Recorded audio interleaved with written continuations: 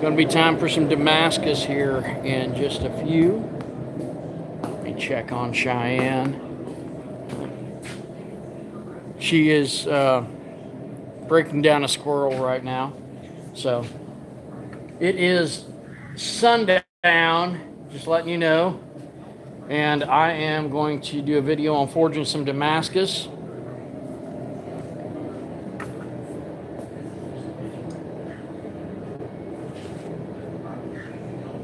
All right, guys. So, what I'm going to do is I'm going to start forging essentially from a billet that I've already welded up. A lot of people say, hey, we want to see you make that billet. I bet you do. And we do that in a lot of other videos, so be sure to check those out. Sometimes I go through and I make a whole bunch of Damascus blades.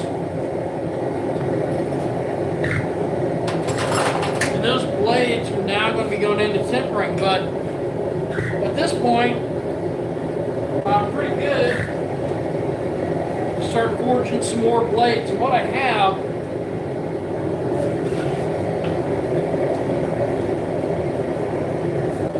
some of these billets, and some of these are like motorcycle chain, others are chainsaw chain. It just varies.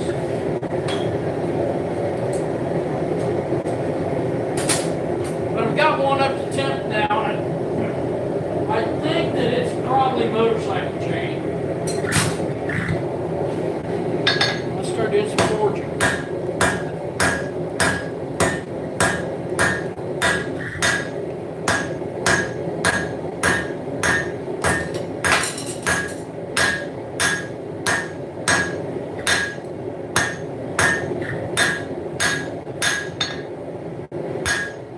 If you haven't liked and subscribed yet, be sure to do so.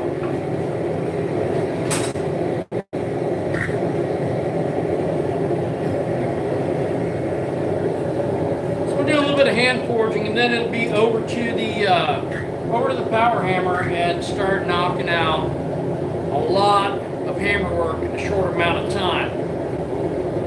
And if you haven't subscribed yet, or you haven't liked, or you haven't shared it out, or you haven't decided to hit that notification button, now's a great time to do so.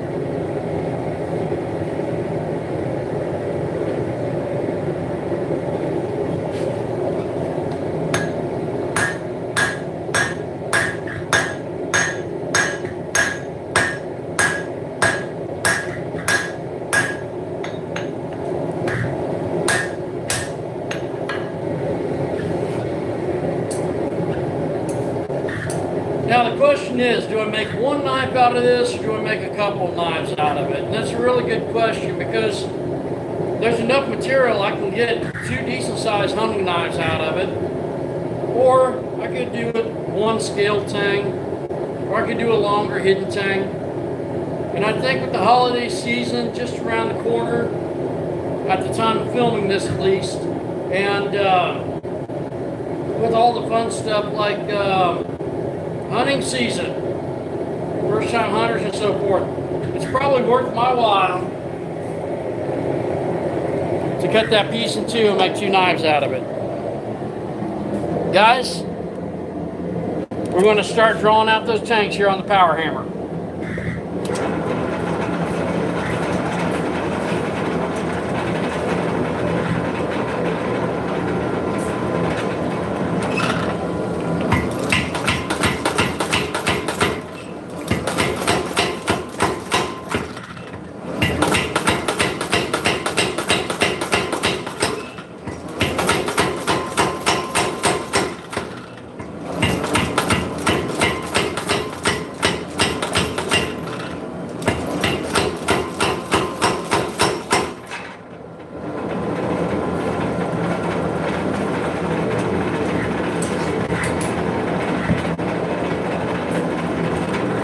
Now, some people, they'll work on the blade before they work on the tank. And I suppose I could draw out the tips on both ends, cut that in 2 by whatever division I would like, and then start drawing those tangs out. But there's a reason I'm doing it this way. And one, my end cuts are most likely to have some kind of defect like a D-lam. It happens. Now, I'd rather have that in the tang than the blade. And if that comes out, now maybe I can draw that out and cut it off. It makes sense. Time will tell on this.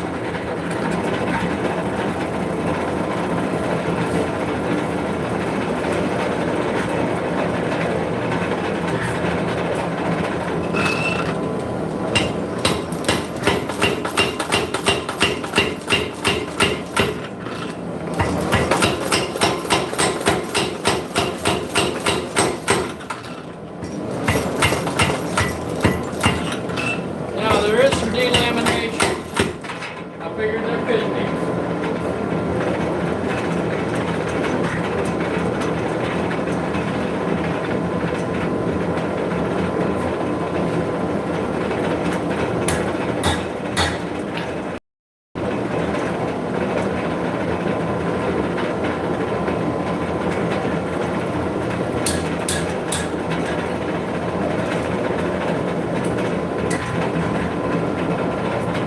It happens a lot of times. With chain Damascus, you end up with essentially the metallic equivalent of burl.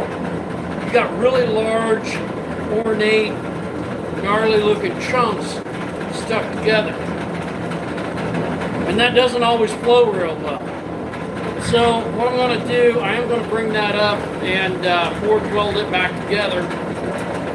And now, was that weld shear or was it not fully welded to begin with? That's a good question, but it does happen from time to time.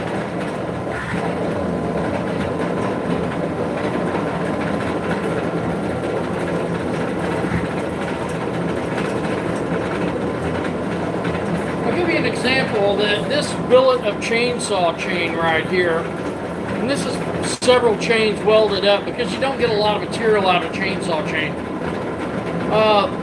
This one I've worked quite a bit, so there's actually going to be more layers here than the billet I'm working now. Not only are there more layers, but as you start folding that up, you start working that out, you don't have just linear lamination. You end up with it kind of twisted together and folded up, and it holds a lot better.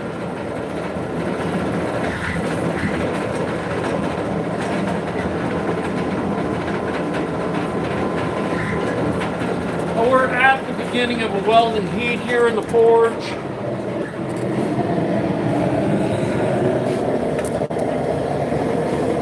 And you can see the flame has really changed. It may be a bit bright on here because this camera does pick up colors that it looks a lot hotter on camera than what it is in real life. So what I'm going to do, I'm going to let that set for just a few minutes, and then I'm going to take it under the power hammer and I'm going to smash it all together. Now I can see some patterning here, and like I said, I'm pretty sure we've got some motorcycle chain Damascus that I'm working on at the moment. And I am watching the clock as it's going up. So that I allow that to soak. Now, what is soaking? One, don't Google it with your safe search off. Blacksmith term soaking is allowing your billet or whatever steel you're welding up to set idle at a welding heat so that that flux essentially can continue to clean the weld points, and also anything that's in contact at that point is essentially going to weld to itself. Why am I going to use a power hammer instead of a hand hammer? Well, quite simply because I want to consolidate everything at one time as much as possible. Now, how well that's going to work, time will tell. But it's just about time to put it back under the hammer.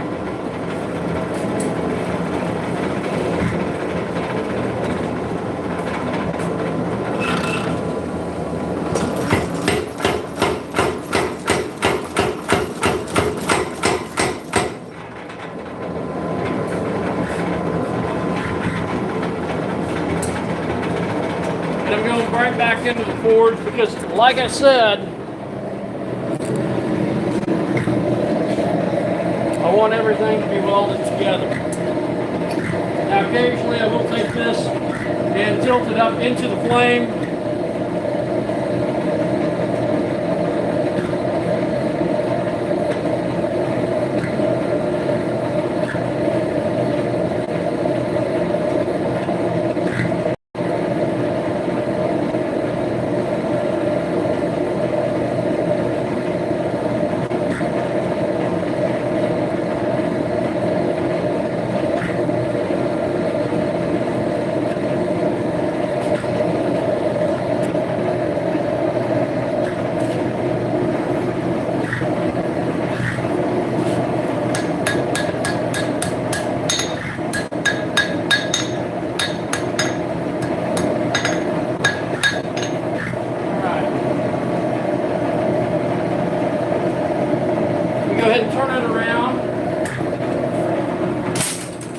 Start drawing out the tang on the other end. If you haven't liked and subscribed yet, now's a great time to do so. We're working under the power hammer just a bit more.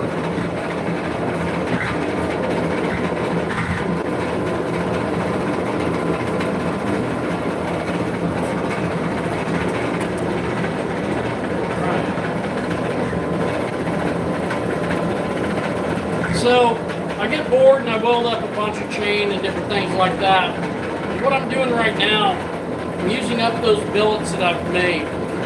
And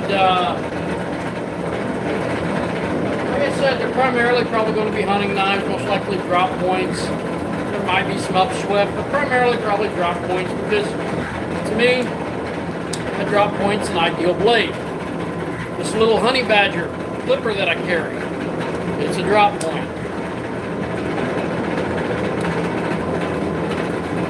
Versatile, and I mean, I guess if I had to use it for combative purposes, I could, but that's not what it's intended for.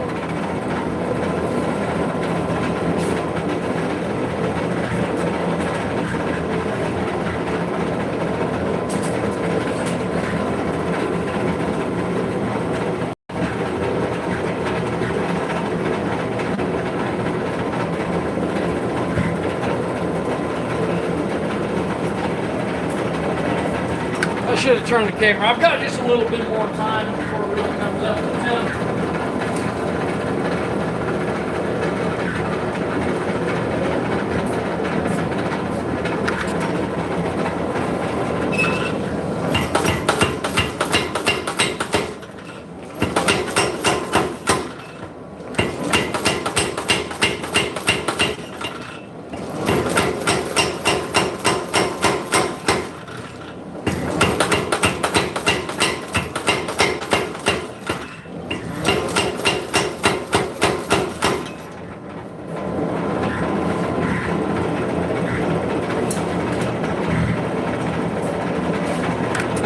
Once more, back into the forge.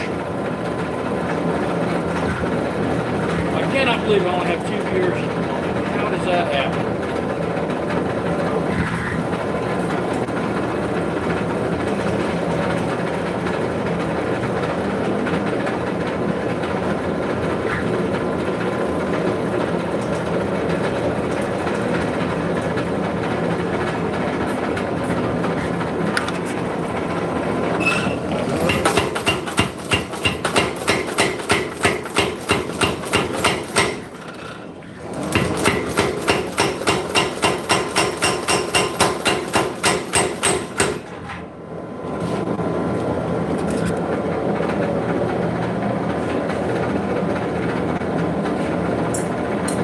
Make a pattern welded draw knife out of that. I got a ting on each end, I suppose.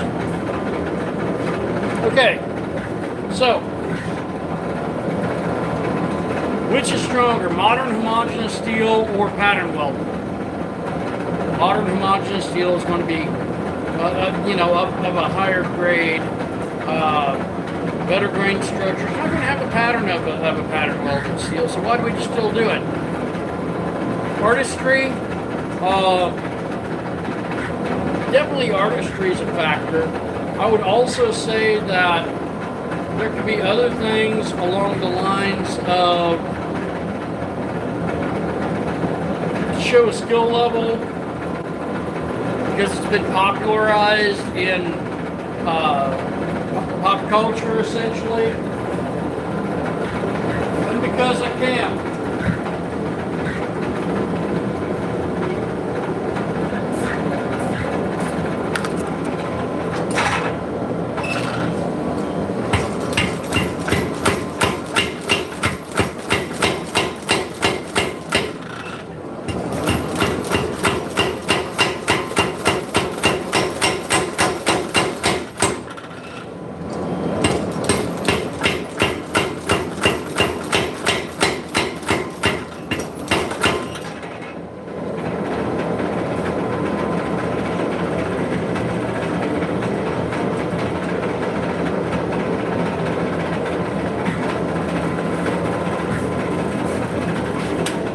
Now there are a couple small surface delams on that, as I expected there would be, because I didn't surface grind it before forging.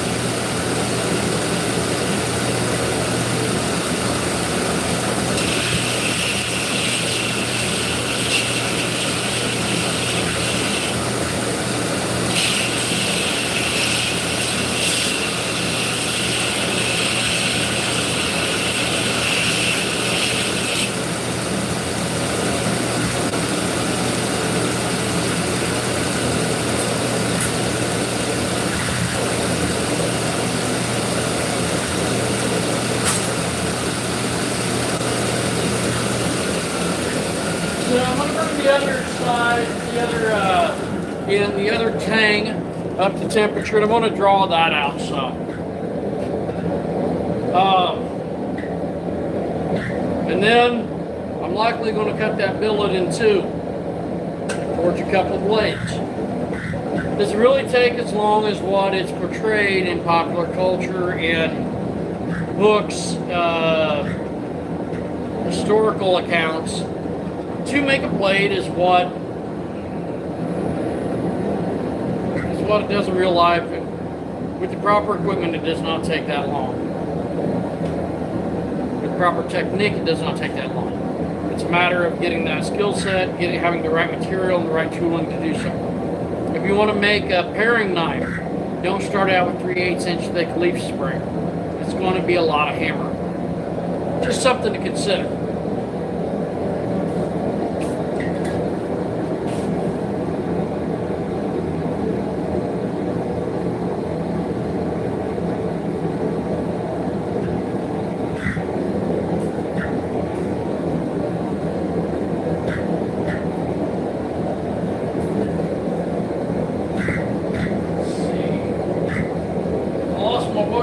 There it is. I found my wire brush.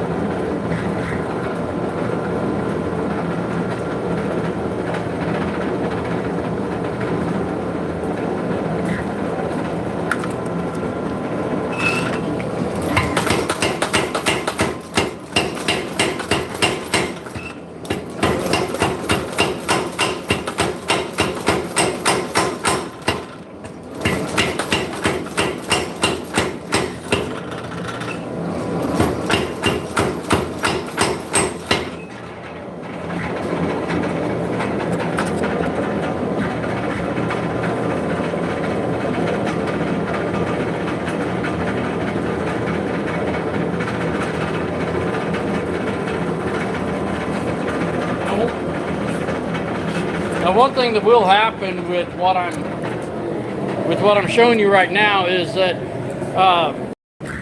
it's going to change the pattern of that steel. Where I'm drawing that out, it will definitely change the pattern of that steel. It's also a good indicator, is it hand forged Damascus or is it, just stock?